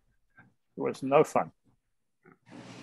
Oh, we've had similar with our SCX German touring car class on our wood track. The trick there was to leave them on their original wheels and tires, which were rarer than rocking horse drop-ins. But yeah, they would slide around quite happily until you change the rear tires and they would just fall over. Oh yeah, that's the car, Jim. That's really, really nice. Yeah. Oh wow. Is that a 2-speed transmission in there too? No, it's sort of like a transfer case. Just a transfer case. Okay. Yeah. Yeah. Wow. That one's really nicely built. I think he built more than one because the one that we were looking at, I don't know that motor. That's not the one I was thinking of, but no, I found that when I searched it. I had a four-wheel drive, a newer model. It was a 124 scale Lamborghini that we got them make. It didn't last one day on the track. One day. Oh wow! Well, my Audi is faster with four-wheel drive. There it is. That's the one. Oh yeah. Oh yeah. Yep. Yep. Oh yeah. Nice. Oh, that's not even a transfer case. No. Oh yeah, it is. Spring gear. Yeah, it's a gear. Yeah. Yeah, it is a transfer case, just different than that other one. Yeah, that's the one I was thinking about. Yeah, that's the one. Beautiful car. Nice. Oh my! Look at that long dry shaft all the way to the front. Yeah. Wow. As long as the shaft's nice and straight, it's remarkably simple to do with crown gears, aren't they? Mm-hmm. I wonder if there's a case for having one-way bearings in the front axle so that the outside tire can take the longer path undriven. Well, that's what Slotted did. Is it? Yeah. Yeah. Yeah. The slotted four-wheel drive cars are just just like a 1/8 scale radio control car with one-way bearings in the front wheels. Well, that was what made me think of it. Yeah. I think, I'm not certain, but I think that 1 year at the Disco Le Mans 24, Maurizio brought a four-wheel drive car.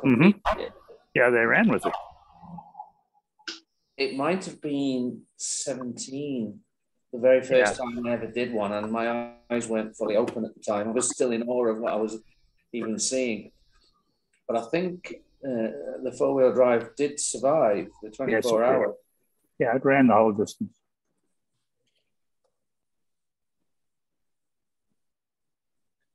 I don't know whether it was, I don't know whether the transmission losses or anything like that, or wind up or anything like that, would have been detrimental to its performance, but or whether it was just a case of reliability or the team of drivers. But I can't remember it being an outstanding car that year.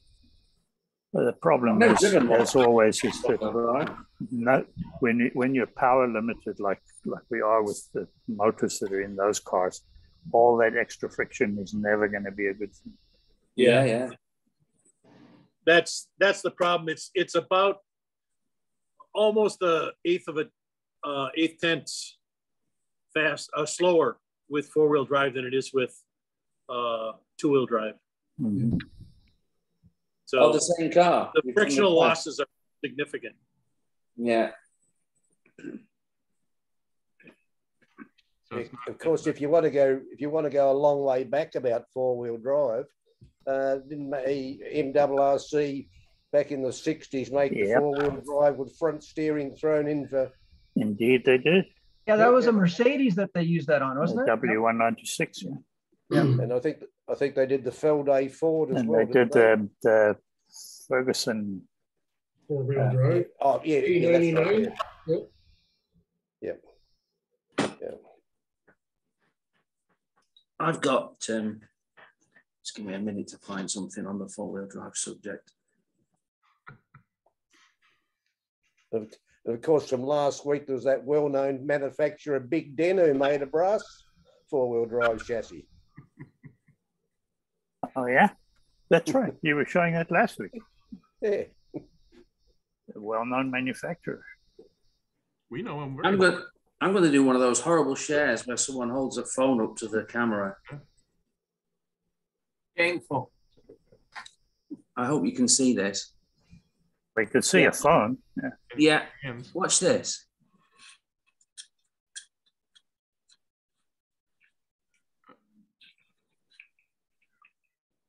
Okay. Independent front wheels. Are those Dennis's front wheel bearings on there? I guess there must be one ways in that. There'll be one ways inside there, yeah. Somewhere. But look, a working.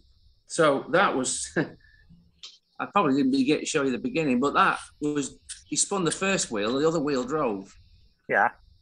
And that's the one way working in the locked up way, and this, I guess this must be a pair of front one ways. So this has got to be a 4-wheel drive car, hasn't it? Yeah. This was well, just... it depends if when he's holding the one wheel and the other one is, and he's turning the other one, are the rear wheels moving or not? I didn't see him move. I didn't see No, it. I didn't. Maybe he's just put them in the front. Wheels. Yeah, he might have put them in the front just to be a differential for the front axle. Mm-hmm. Well, I imagine the front binding quite badly and potentially causing a D-slot if it had a solid. And that's where a lot of the drag more than likely comes from. And that's why we kill out the drag. We kill out the traction from the front tires with a solid axle as a regular thing. Or I saw that and I was intrigued by that. Why would anyone do it? Same reason you do independent front wheels, or well, that wasn't a rally car, was it? That was a GT3, if I'm not mistaken. So, I mean, who posted that? You know, how well did they do in the race? Yeah. I don't know. I mean, it was just something that someone shared over to me. If it's not a 4-wheel drive car and he has one ways up front, then I really don't see the point. Yeah, no, I think because it's a whole lot easier just to make them independent. Right. Yeah, I don't know. At the moment, I haven't found out what was going on. I sent a message back to the guy that shared it to me, and he hasn't. Maybe he did it for the same reason rock stars marry supermodels, because they can. Yeah. So I had my first scratch built race and I did okay. I learned a bunch of things. I'm just curious for those of you who build scratch cars or scratch built stuff. Is it everybody in the club that I race with always uses the thin Lexan body? And I noticed that there's some that are thicker and thinner. And then I've seen you guys build a lot of stuff with using like plastic models. And is it just pointless to race a plastic model if everybody else is doing the Lexan stuff, or? Yes. Well, okay. it depends what everybody's agreed to do, I guess. Well, they're all using Lexan, so I didn't want to try anything else. And then do you just go with that super thin Lexan, or does the lighter the better? Okay. Yeah. Lexan. And they're so freaking ugly. I just can't get over it. Well, that one's not ugly, but the ones I see, they're just blobs of plastic in my club. And like, I had a car that wasn't the right year, and then somebody's like, "Is that the right year?" I was like, "Yeah, sure, it's an 81," and that shut everybody up. And they're like, "Okay, it wasn't," but nobody like they couldn't tell. So I was like, "Okay." I show a Lexan body from 1975 Euro Championship in Umeå. Terry Blackmore's body. And that particular body or bodies taken off that mold are still available to this day. They still sell that one? Mac body. Nice. Yeah, it's really hard for me to find the right bodies for if you want something weird or odd. They're so limited in what you can get. So I'm just curious what you guys did. Jeremy, can you run a wing car body? No, that would be fun. It's 136. Jeremy, Jeremy, send me a list sometime. I have hundreds of bodies here, and many of them I'm never going to use, and I might be able to help you out. Thank you. Can you put wings on a scale body? I don't know. What chassis are you putting it on?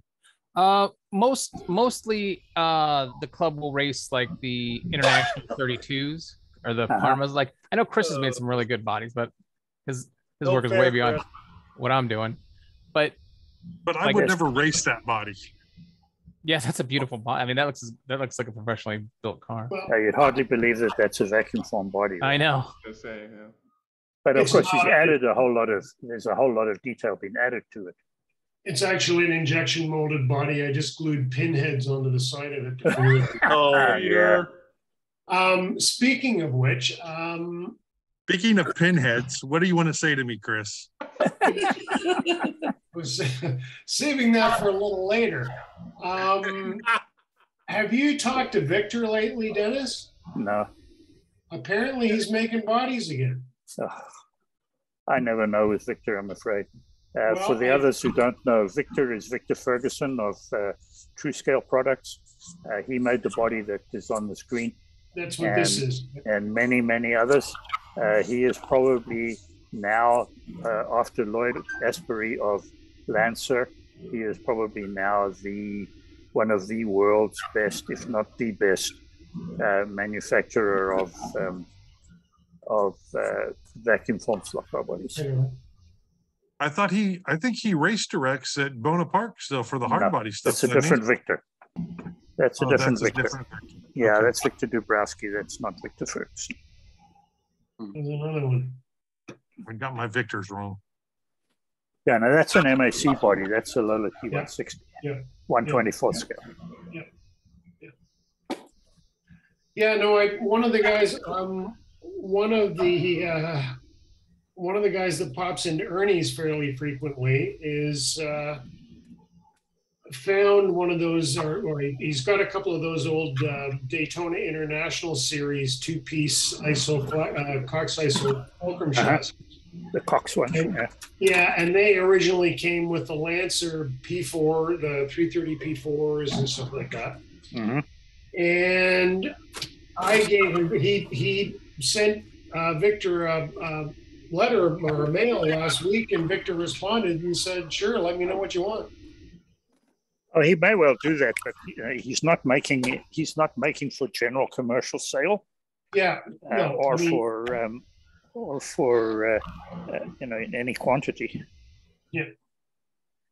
And Jeremy, Lex, I mean, you don't need to go for the 30-second scale racing and for the motors and all the rest of the stuff we use.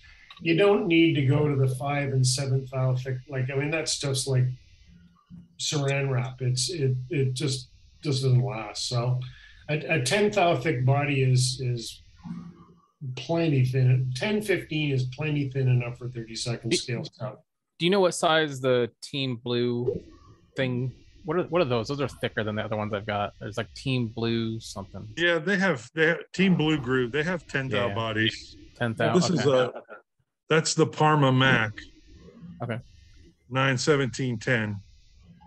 That's 132. Yeah, but that's on a. And there's a Parma Mac Alfa Romeo. Yeah, that's a good body. I have a couple of those. Those are good bodies. Yeah. But they, but Jeremy, when you're putting them on a plastic chassis. No, I've got brass chassis. I'm just starting to get into this other club. This other club's been racing since the 60s, brass chassis stuff, and I just do it because every other month they'll do plastic cars ready to run this month or this week, and then 2 weeks later they do the brass chassis stuff. I just wanted to be able to go to those other events and have fun. I don't expect to be in the top of the heap, but I was just curious when I start doing a little more building. Listen, if you're going to go there and tell them you're on the chat, you're going to have to step it up. Totally. Yeah, Well, you brought up well, yeah, you brought up a Such as it body is. on a plastic chassis. Have you ever seen that done? Yeah, I've got some.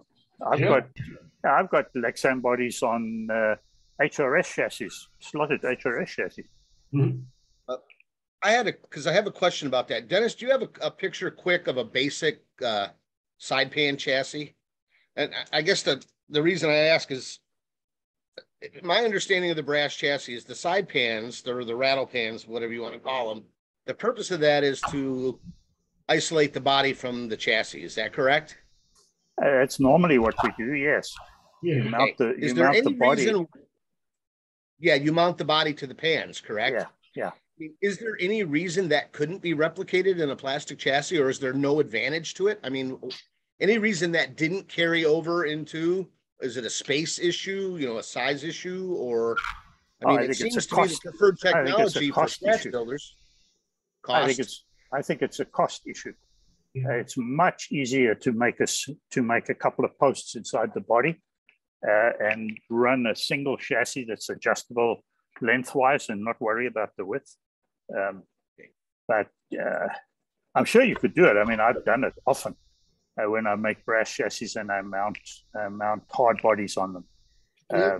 Plenty of those, but isn't that kind of what Thunderslot's doing with Mustangs? With the Mustangs, yeah. I'm just saying, is there any reason a post and screw would not work on a pan, or do you kind of really need to run the side pin type? Well, you could, you could probably use a post and screw. The thing about it is that the screw has to be a flathead screw, really, and sunk into the pan from the underneath, right?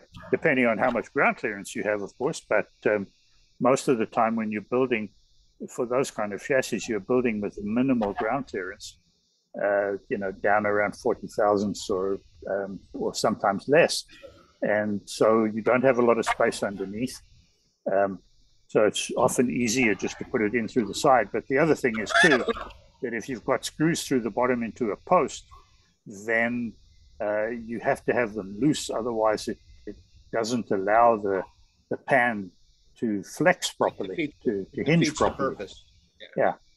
Whereas the pins through the side, it's very simple to allow them to move up and down. What's Frank got? That's a 1/24th scale, buddy. Yeah. This is a 1/24th hardbody chassis. Mm-hmm. This one's built. If you look from the top, if you look at the top of the chassis, then that one mounts with pins into those tubes that are just in front of those double holes there and there. So there's pins through there. Now, it's difficult when you're mounting a hard body to get the pin hole in exactly the right place, right? Because you can't see the tube from the inside, exactly from the outside when the body's over the top. So it's a little difficult. I wouldn't have a problem doing Lexan. I just wondered why I couldn't replicate a brass type chassis in plastic. No reason. No reason whatsoever. Obviously it would be much lighter. So I don't know. Maybe it's something I'll play around with and see what I can do. Yeah. Now, if you do that, is there any point in running a pod, or would you do the pans in lieu of a pod, or would you do both? You could probably do both, but you could probably do the pans in lieu of a pod. Isn't that kind of what the Revo slot does? It's got a whole pan, and then the front wheels and the body are on the outside of the chassis. Yeah. Well, except for the new one. Except for the new one, which is half and half. Yeah, the classic. But is it any better? No. Is it any faster? If it's faster, then I like it. If it's not faster. What are you talking about the new one? Are you talking about the Alphas and the Escorts? The Alphas and the Escorts, the way in which they did it. The rear body posts are on the one half of the chassis and the front body posts are on the other half of the chassis. So if you tighten them up, the chassis doesn't move, which is why when I run my Alpha, I run it with no screws in the back holes at all and just the front screws in and fairly tight. And Frank's So see here, that's the front, and the front screw is connected there. Yep. The center and the rear screw is connected to the center. Now, instead of removing two, I went with a different flathead screw on my scaling track. When I loosened the OEM, it actually dragged on the track. But that's how they do it. But you still get some float either way. Not much, not as much. Body screws are loose. Two cars. So are these an inferior design, you guys think, or is it better? No, it's not any better. Not as good. It's not inferior. I think the original design of the Revo slot, the original design where all four screws are on the same piece of aluminum that moves with where the body and the pan and the front tires move together. I think that's a better design, personally. Yeah, you're right. Well, these are going to race among themselves too, so they're not going to compete against either. Yeah, so it doesn't really make much difference. And they're fun as hell. Oh yeah, no, that's for sure. Because if you think about it, it's the exact same motor as the Group 2, so your power to weight ratio is so much different, and they handle really well, even with that big powerful motor in there and those itty bitty tires. Have you run them at Electric Dreams? I've run mine at Electric Dreams. Yeah. How does it run on the big track? Runs great. I ran my Alpha there. it looks like an HR car running around. Right. Yeah. Well, when I ran it at Buena Park or at Pirano on the 8-lane tracks, then it really looks like an HR car running around. This big ass wide track, right? This tiny little car, but they run very, very well. Yeah, are they about the same size as the NSR Fiat? They're smaller, way smaller than that. Oh Even yeah. smaller than the Fiat? Yeah. They're maybe not width They're wise, they're but longer, they're a lot but lower. they're a lot lower. Hey, Frank, can you look that brass chassis up one more time? Yeah. Did anyone ever enter a Revo slot in the GT3 Proxy, or is that disallowed by regulations? I think somebody has run them. Courtney, didn't you do it? No, they're not even close. No. Okay, so here we go. How can I do this to show? Oh, maybe there.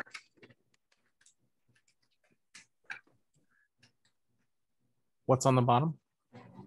Dodge Viper Revo slot. Okay. Yeah. Now, and my understanding is they're true to scale.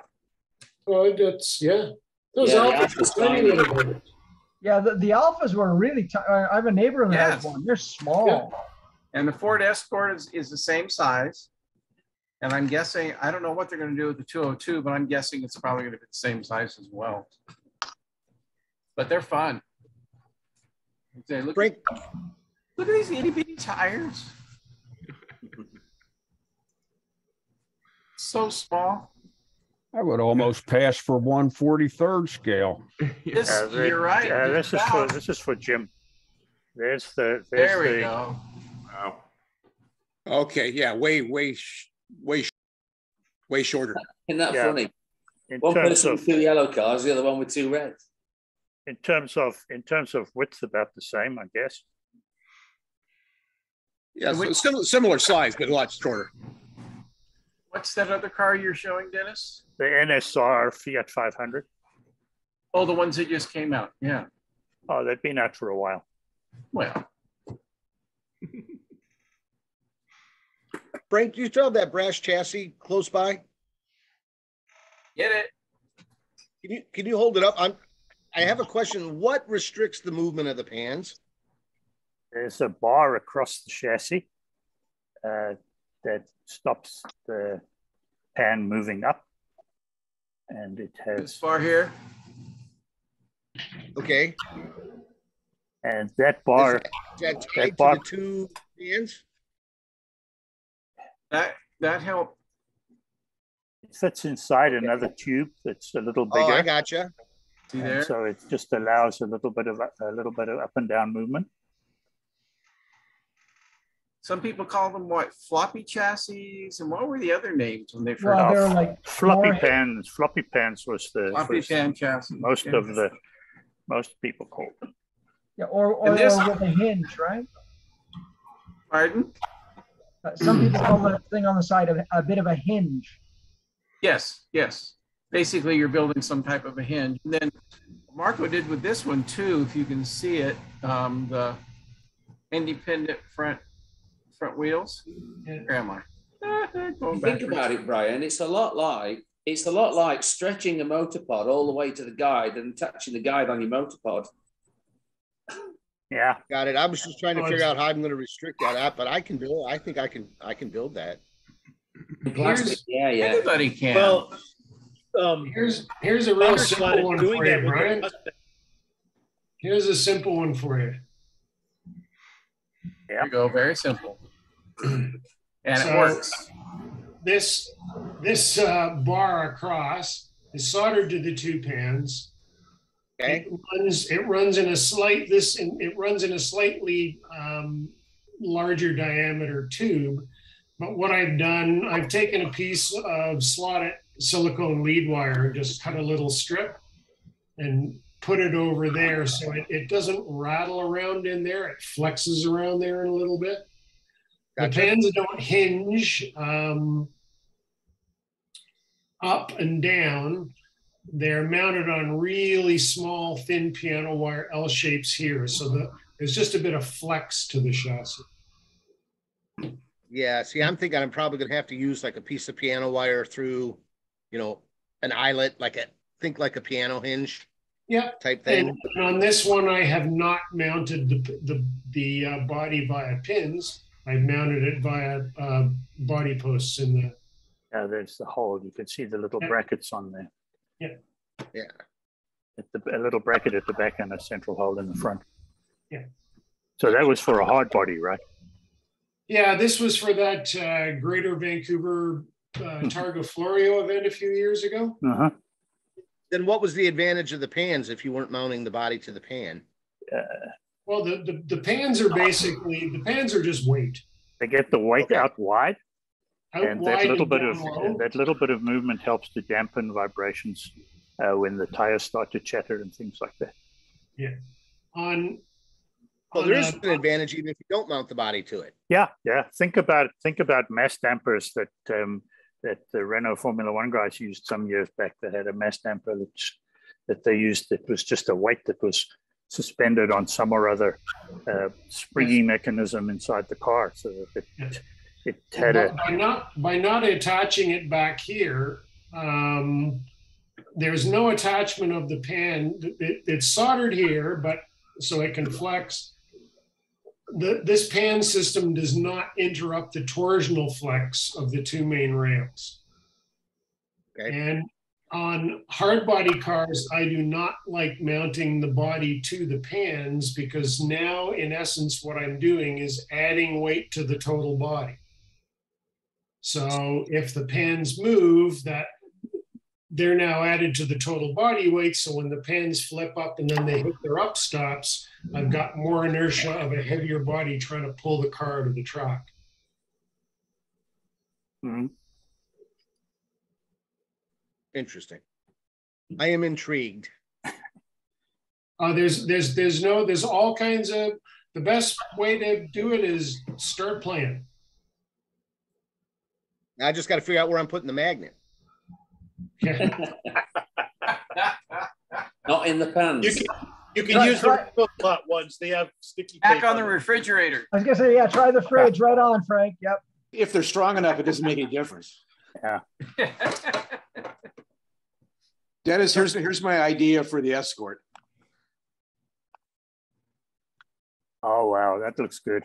That's the Paul That's Newman. gonna be nice. Paul Newman Escort. So I'm gonna foray into a white kit and do this because it'd be pretty easy to do actually. Yes, Did you go? Did you take that picture? Did you go there? No. Okay. Is that Corollas? I'm pretty sure because those are all his cars. That that he's 33 looks raced, like his. and Yeah. he collects Datsuns and Newman cars. Okay. When I sent a message to Regal Slot regarding the 12 tooth and the Ford Escorts, I put in there, I said, can I suggest you doing the Datsun 510? It would go so nice in this classic class. Wouldn't it, Hoff? Oh man, that would be cool. I suggested that to Maurizio at the Nationals. And yes, I know. Yeah, he didn't say no. He just. But he doesn't have any other. He doesn't have any other cars that are in the class, so he'd have to create a whole fleet. Well, who's the guy, the gentleman that does the 3D printed bodies? I think he's in New Zealand. John Warren. No. Yeah. He does resin. If he would make a Datsun 510 to fit the Revo Slot chassis, oh, that would be. He could sell 1 million of them. Yes, he would. He's working on one for me that will fit the SRC Porsche chassis. Really? I don't know. He said he started on it. I don't know when he's going to have it done, but I picked that one just because it fits with my other 510 body I have.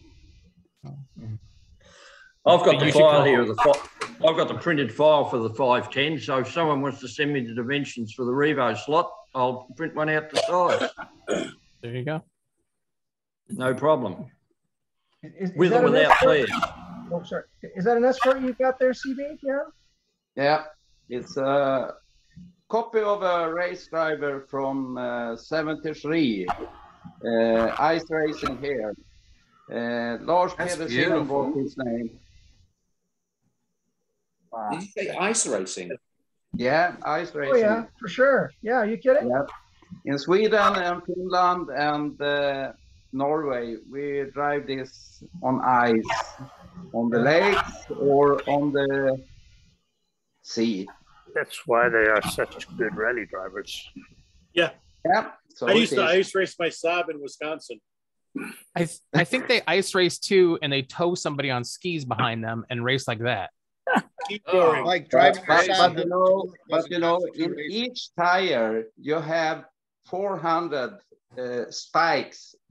That is about 23 millimeters in size. Wow. Yeah, You have that's better grip. file I've got here. You have better grip on tarmac on that. Wow. My father raced many years about this. In this. So you've purchased that one, have you? What? Oh no, Alan's showing it. Yeah. Alan was showing the 3D printables one. But what you really want to do, that's fine to have that, but what you really want to do is you want to print one with the body posts inside it that match the Revo slot chassis. Yeah, that's not a problem. A bolt-on. That's not a problem. And probably some fender flares too. And a little bit of fender flaring. Here's a challenge for you, Greg. I've got the file here with the flares on it that BRE ran, Dennis. Oh, yeah? Yeah. Cool. Only need some dimensions. It's a bit like your stuff sitting here in the to-do file, mate. Oh, God. So I know what you I don't know if I shared this before, but I took the 3D printed tire truer and I took the truing part of it off, and I just used this flat resin roller to run my oil tires in. So then I just turn it like 3 volts and let it run for 6 hours as it kind of works the oil in. Oh, cool. Good idea. Yeah. That's a good idea. You guys taught me that trick, trying to run your tires in before you go race with them. Mm-hmm. Yeah, we don't do that anymore. Oh, we don't do that anymore? Damn it. I'm so far behind. I think it'll depend on the tire, it'll depend on the track, it'll depend on a whole bunch of stuff. But fortunately, we've got to the point where I think there's enough rubber down at Electric Dreams now that we don't need to do that. It depends if Jim Rose is going to show up. Yeah, well. So we're not quite as scared of him as we used to be. Oh. Sounds like a challenge. Yeah. I never was scared of him because I know I can't beat him. I'm trying to find a teammate for the Enduro. Okay, when is it? Send the ticket. I'm on my way. Jim, did you meet? In December. It's in December sometime. Jim, did It's the second week of December. Did you meet a gentleman by the name of Tim Fleenor at the Nationals? I know I've met him. I can't place him. He's looking for a partner. I'll tell him to get to contact you. How's that? What about your old buddy Bob? Yeah, I haven't talked to Bob yet. If I run the October Enduro, I have to run with Bob. Yeah. By rule. I'm not saying that like I have to run with Bob, but by rule, I'm only allowed to run with Bob. Mm-hmm. Oh, really? Yeah, because they're the winners of last year. And so if we run, we have to run together. If one of us can't make it, then the other one can pick another teammate. But if we're both there, we have to run together. Per Marshal. Got to defend your championship. So yeah. But that's the October, the December one. I'm not sure if I'm going to make it. That's the Halloween race. Yeah. And the Halloween race is invite only. Yeah, that's how we got. That's why I have to race with him. That's the invite. Sounds like a slot gun wedding. Oh, that's good, John. Normally I'd close on that, but my print finished, so I wanted to share pictures of the finished scale print stuff. So here is with the legs attached to the base. So this does not come apart unless you unscrew the legs, or I guess you could flex it. You could flex it and pull the rails out, but otherwise this is one piece. And then this is with the plate, just under it, because that's how you get the plate under it, and then stick the scale under the plate. And then I measured the car. This is after tearing out the weight of the car sideways on the plate like you do on a magnet Marshal.